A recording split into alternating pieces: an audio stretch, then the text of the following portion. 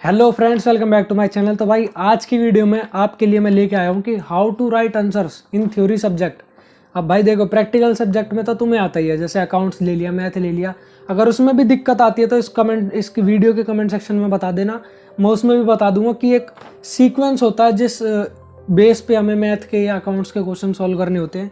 बाकी आज की इस वीडियो में मैं आपको बताऊंगा कि थ्योरी सब्जेक्ट जैसे बिजनेस स्टडीज़, इकोनॉमिक्स, इन सब्जेक्टों में एक एल्गोरिदम होता है जिसे फॉलो करके हमें एक मैंने ट्री बना रखा है किस हिसाब के क्वेश्चन पे हमें कैसे कैसे आंसर देना होता है। तो भाई वीडियो के एंड तक बने रहो, पूरी वीडियो देखो। आपका जितना भी सारा डाउट है ना कि हमें क्वेश्चन को कैसे लिखना चाहिए, कितने नंबर का क्वेश्चन, कितने उसमें लाइन लिखें, कैसे लिखें, कैसे क्वेश्चन को डील करें, तो चलिए भाई वीडियो को स्टार्ट करते हैं।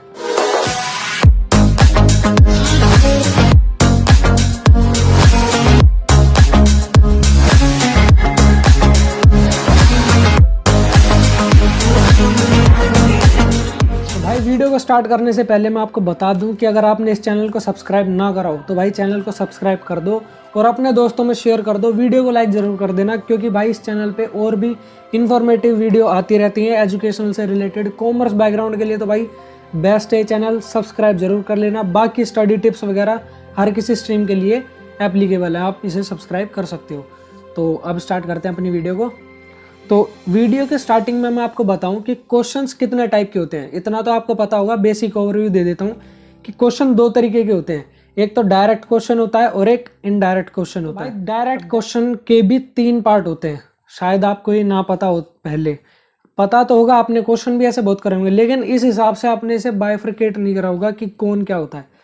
तो डायरेक्ट क्वेश्चंस के भी 3 पार्ट होते हैं। कैसे कैसे? जो फर्स्ट पार्ट होता है वो होता है कि डेफिनेशन बेस्ड क्वेश्चन।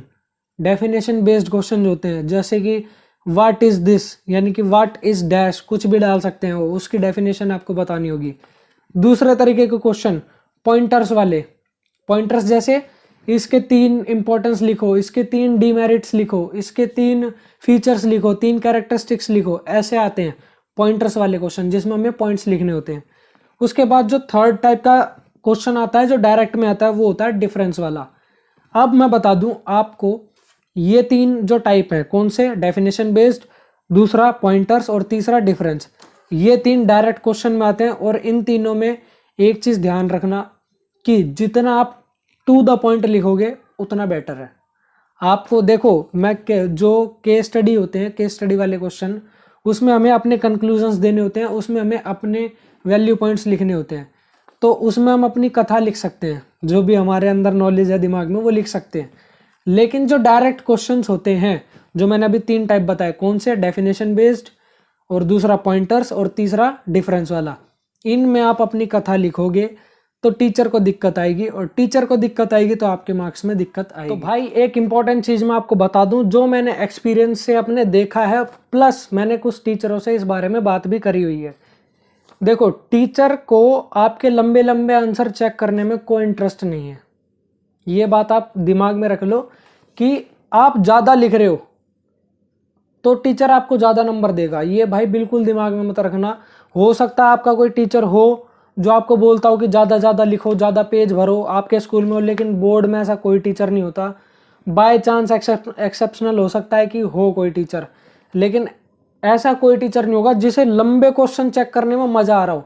ऐसा क्यों होता है? क्योंकि देखो, बोर्ड के टीचर जो होते हैं उन्हें 125-150 रुपये पर कॉपी के हिसाब से मिलते हैं।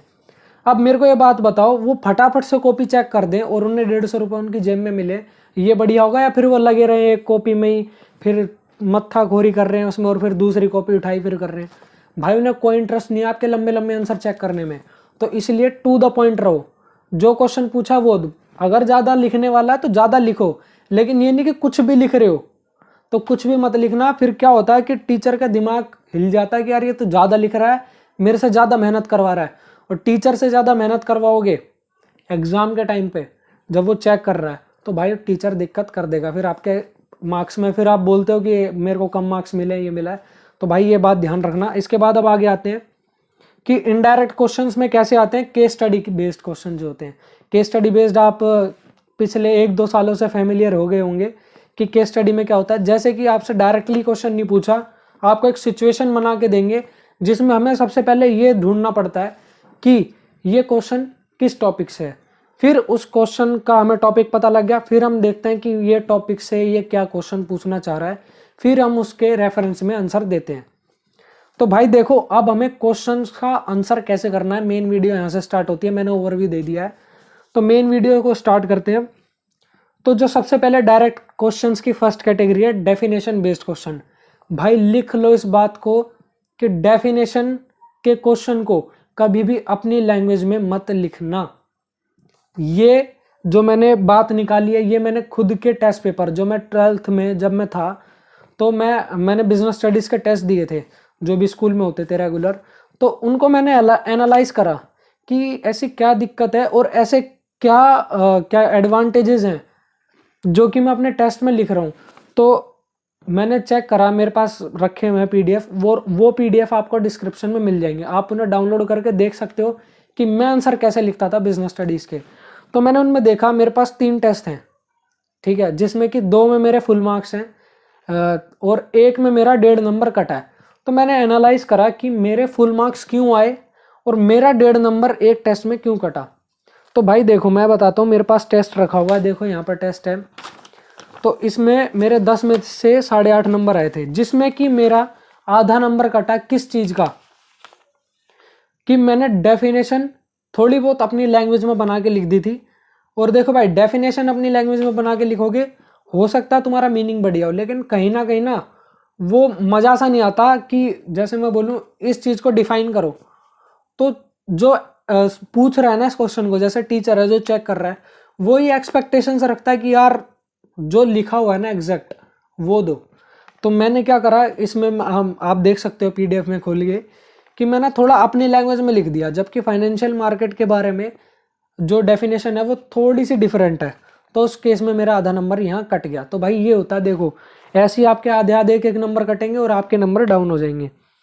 तो जो यहाँ से हमें एक वैल्यू पॉइंट मिला वो ये मिला कि डेफिनेशन बेस्ड क्वेश्चन में कभी भी अपनी लैंग्वेज, अपनी कथा मत डालना, जो बुक का लिखा हुआ है वो लिखो डेफिनेशन वाले क्वेश्चंस में। तो कहीं भी आपको डेफिनेशन मिले उसे समझना भी है, प्लस उसे याद भी करना है। अब आप रटो या कैसे भी करो वो आपके ऊपर है, ठीक है, लेकिन डेफिनेशन वाले बुक से लिखोगे तो नंबर फुल मिलेंगे, गारंटीड। नेक्स्ट आते हैं पॉइंटर्स। देखो भाई, पॉइंटर्स में क्या है, आपको रटने की जरूरत नहीं है, समझने की जरूरत है, लेकिन पॉइंट एग्जैक्ट होगा तो आपको एडवांटेज मिलेगी।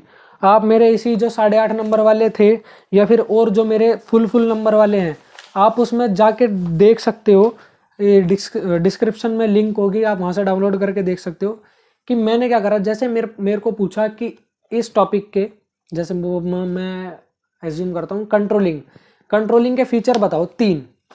अब देखो भाई, कंट्रोलिंग के फीचर आपको पता है कि कंट्रोलिंग होता क्या है, कि हमने क्या प्लान करा था और क्या हमारा एक्चुअल आउटपुट आया, उसमें हमें चेक करना है।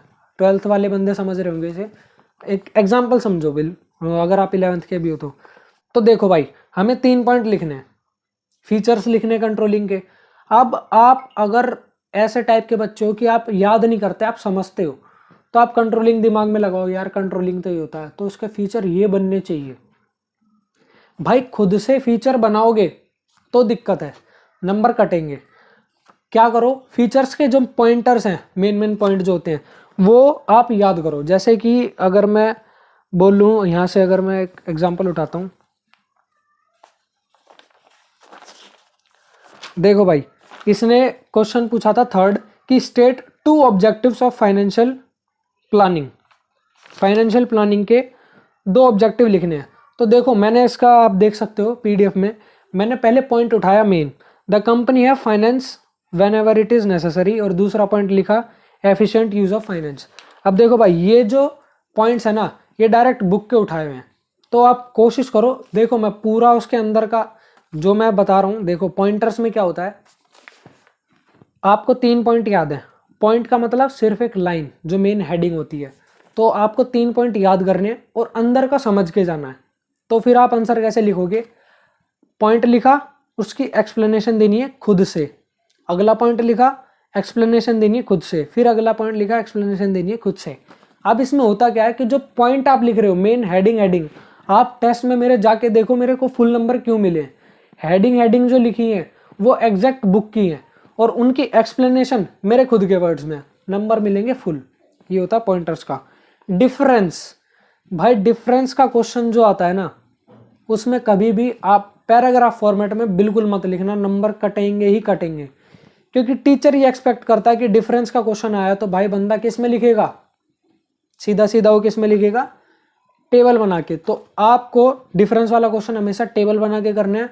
और ज़्यादा अच्छा होगा अगर आप बेसिस बना के लिखो, तो बेसिस वाला कॉलम और जो भी टॉपिक 1 और टॉपिक 2, फिर इसमें डिफरेंस आप कर सकते हो। तो बेसिस लिखो, डायरेक्ट उसका डिफरेंस। और भाई एक और बात समझ लो, एग्जाम्पल को कभी भी डिफरेंस का पॉइंट मत समझना। जैसे कि आपको कोई 2 पॉइंट्स में आप डिफरेंस कर रहे हो, तो उन दोनों पॉइंट का एग्जाम्पल पता है, तो ये मत सोचना कि अगर आप एग्जाम्पल लिख रहे हो तो वो भी एक पॉइंट काउंट होगा। अब देखो 3 नंबर का क्वेश्चन है, आप 3 डिफरेंस लिखोगे तो टीचर के पास ऑप्शन रहता है कि तीनों आपके सही हैं तो 3 नंबर दे देगा। इन एक्स्ट्रा आप चौथा लिखिए ना, अगर आपको याद है तो मिनिमम 3। देखो आप सीबीएसई की मार्कशीट उठा के देख लेना, जितने उसने पॉइंट पूछे होते हैं ना, वो उस हिसाब से नंबर देता है।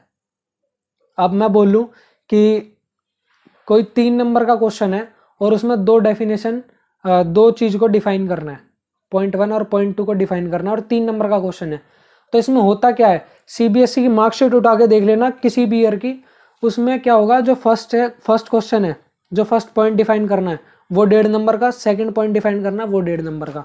तो सिंपल सी मैथ है, जितने पॉइंट उसने पूछे और डिवाइड बाय नंबर, या फिर अगर उसने पॉइंट का नहीं बता रखा, सीधा बोला कि फीचर्स बताओ इस क्वेश्चन के, तो जितने नंबर का भी है उतने फीचर्स आप लिख दोगे, उतने नंबर आपको मिल जाएंगे बड़े आराम से। तो कितने क्वेश्चन में कितने लिखना है ये मैंने इस वीडियो में आपको बता दिया है। कैसे होगा, 5 नंबर का क्वेश्चन है, 5 पॉइंट लिखो, 1 पॉइंट अपनी तरफ से एक्स्ट्रा डाल दो। अब देखो होता क्या है कि कुछ ऐसे आपको भी लगेगा कि यार 5 नंबर का क्वेश्चन है, ज़्यादा नहीं लिखा, जबकि आपने 5 के 5 पॉइंट पूरे लिख दिए हैं। उसके बाद भी आपको कहीं ना कहीं ऐसा लग रहा है कि यार 5 नंबर नहीं देगा टीचर इतने पे, आधा पेज ही भरा है बस, 1 पेज ही भरा है बस। तो आप क्या करना, 1-2 एक्स्ट्रा और डाल देना। देखो ज़्यादा लिखने से दिक्कत नहीं है, बहुत ज़्यादा लिखोगे तो दिक्कत है। देखो 5 नंबर पे मेरे को जहाँ तक एक्सपेक्टेड है 1 पेज लिखोगे बेटर है, 1 पेज सही रहता है। अगर आप थोड़ा डायग्राम वगैरह ये सारे कर रहे हो तो 1.5 पेज तक चलता है। अब 2 नंबर का क्वेश्चन है तो टू द पॉइंट रहो। टू द पॉइंट मतलब 5 से 6 लाइन होनी चाहिए 2 नंबर के क्वेश्चन में, और उसमें भी पॉइंटर्स में हो, ये नहीं कि पैराग्राफ में 4-5 लाइन। 2 नंबर का क्वेश्चन आप चेक करोगे ना, और अगर वो पैराग्राफ में निकला तो टीचर का दिमाग खराब हो जाता है, क्या लिख रखा है भाई इसने ये। तो 2 नंबर का क्वेश्चन में पॉइंटर्स में करके आप कैसे करोगे, 4 या 5 लाइन लिखनी है, 5 से 6 लाइन लिखनी है। और उसके बाद अगर आपका 3 नंबर का क्वेश्चन है तो आप उसे 7-8 लाइन में एक्सपेंड कर सकते हो।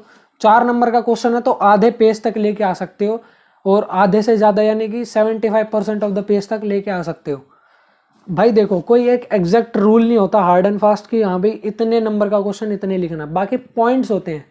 5 नंबर का क्वेश्चन है 5 पॉइंट लिखो, 4 का है 4 पॉइंट लिखो, आपको आता है एक्स्ट्रा 1 और लिख दो, कोई दिक्कत नहीं। एग्जाम्पल आता है एग्जाम्पल लिख दो। और अगर आपको लग रहा है कि यार कम बैठ रहा है ये, इतने पे 5 नंबर नहीं मिलेंगे, तो 1-2 पॉइंट और एक्स्ट्रा लिख दो। लेकिन अगर आप एक्स्ट्रा में कोई पॉइंट लिख रहे हो तो उसे ज़्यादा एक्सप्लेन मत करना। आपको जो भी एक्सप्लेनेशन देनी है वो शुरू के कोर पॉइंट्स जो होते हैं ना 5 पॉइंट, उनमें दो। एक्स्ट्रा अगर आप लिख रहे हो अपनी तरफ से तो उसमें ज़्यादा एक्सप्लेनेशन देने की ज़रूरत नहीं है। और भाई केस स्टडी के क्वेश्चन का तो यही है, अगर आपको आंसर राइटिंग केस स्टडी में करनी है तो पहले तो इंट्रोडक्शन, दूसरे में जो भी आपने सीखा, जो भी आपको लग रहा है, देखो ये प्रोफेशनल लेवल पे भी आता है कि केस स्टडी के क्वेश्चन को कैसे सॉल्व करना होता है।